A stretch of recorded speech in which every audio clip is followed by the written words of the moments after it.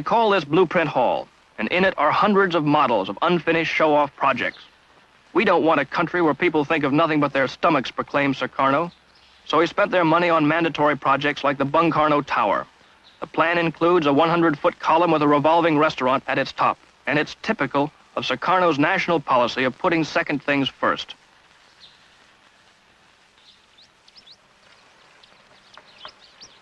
This is as far as the monument got before the money ran out.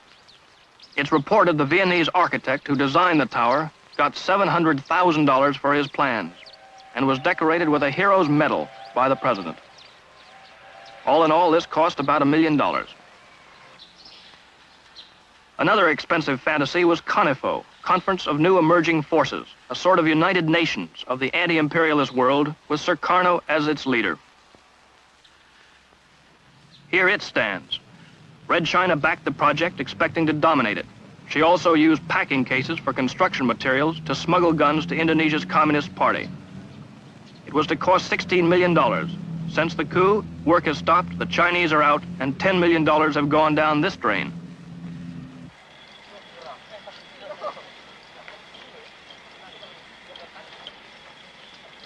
There are hundreds of such projects littered all over Indonesia, millions squandered on them.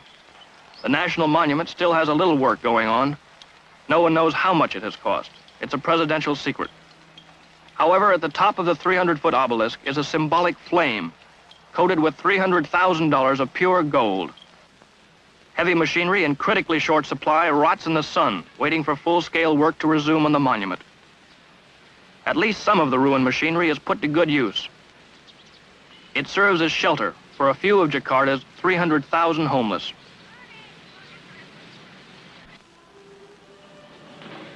One gaudy Soekarno project actually finished is the Bali Beach Hotel. The 300 air-conditioned rooms are mostly empty. The Indonesians can't afford them and the tourists can't get to them. There are no jets to Bali, and the planes that do get there fly a haphazard schedule. Soekarno's $1 million jet runway was built in the wrong place and sank into the ocean.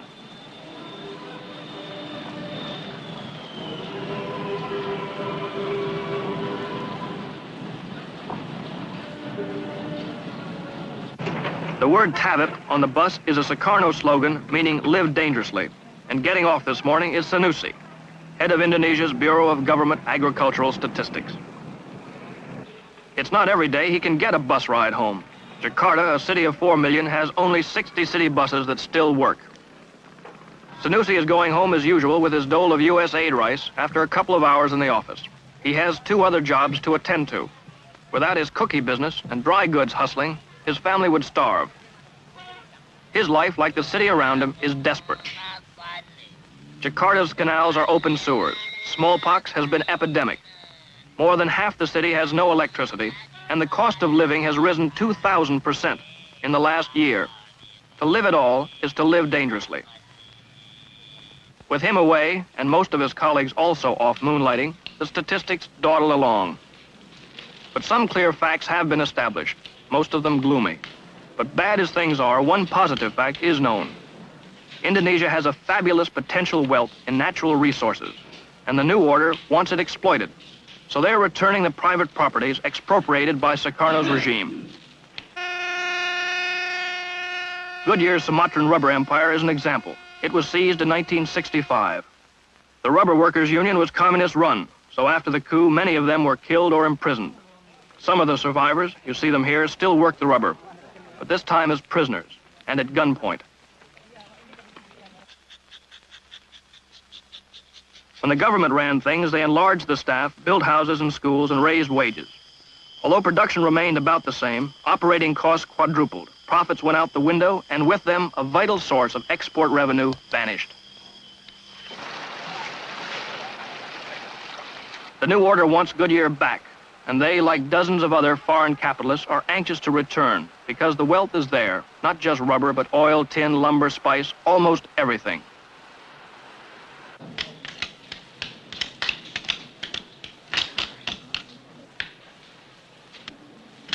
Not all their findings are as happy. 20 separate nations invested millions to push forward Indonesia's development of heavy industry.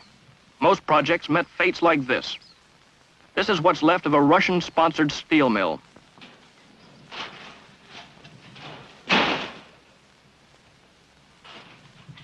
Soekarno charmed the Russians into building it in a remote corner of Java with no decent roads, no available labor, no water for the boilers, and more important, no iron ore for the blast furnaces. It's abandoned now, the expensive machinery rusting away. What it amounts to was a $36 million misunderstanding.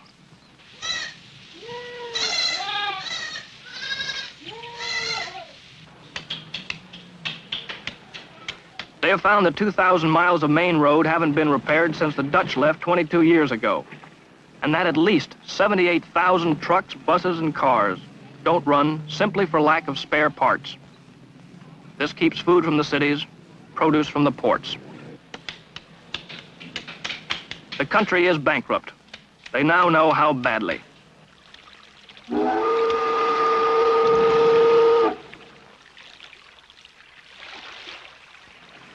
Indonesia owes the outside world exactly 3 times as much money as she can earn. This is one of the causes. To earn foreign exchange, Indonesia must trade, and assuming her factories were working at more than 20%, which is doubtful, and that she had the roads and the trucks to move her products to the ports, which she doesn't, the ports are falling apart. Sumatra is the richest island in Indonesia, and this is Sumatra's biggest port. Not only is the harbor silting up with mud, but 80% of the machines that move cargo are broken.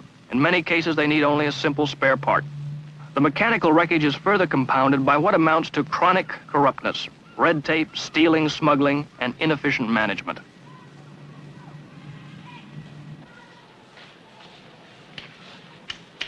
Based on all this, the World Bank says Indonesia needs $300 million in emergency aid now, just to hold its own.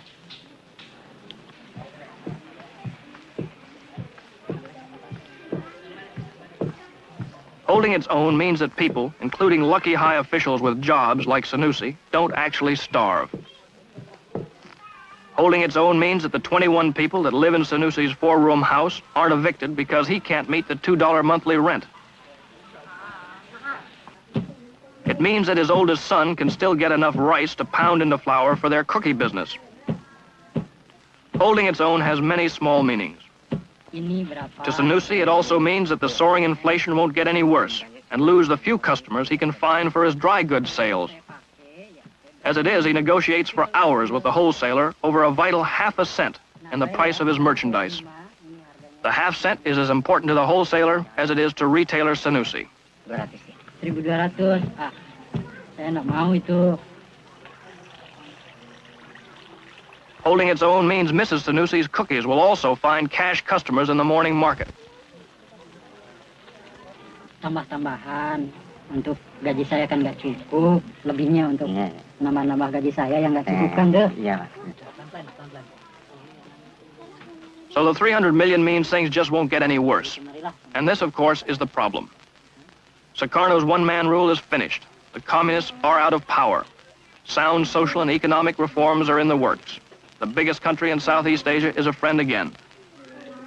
Now comes the intricate task of stabilizing this unexpected victory and repairing Indonesia's ruin before the hungry and emotional country rebels against the new order. Right now they are waiting and hoping and trying to survive day to day.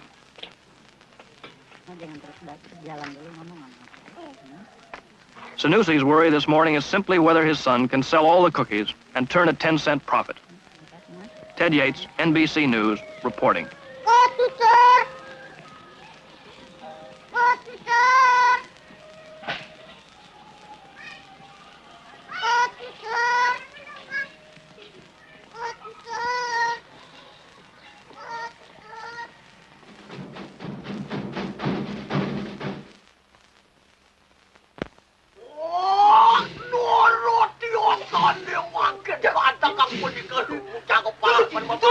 Tuh,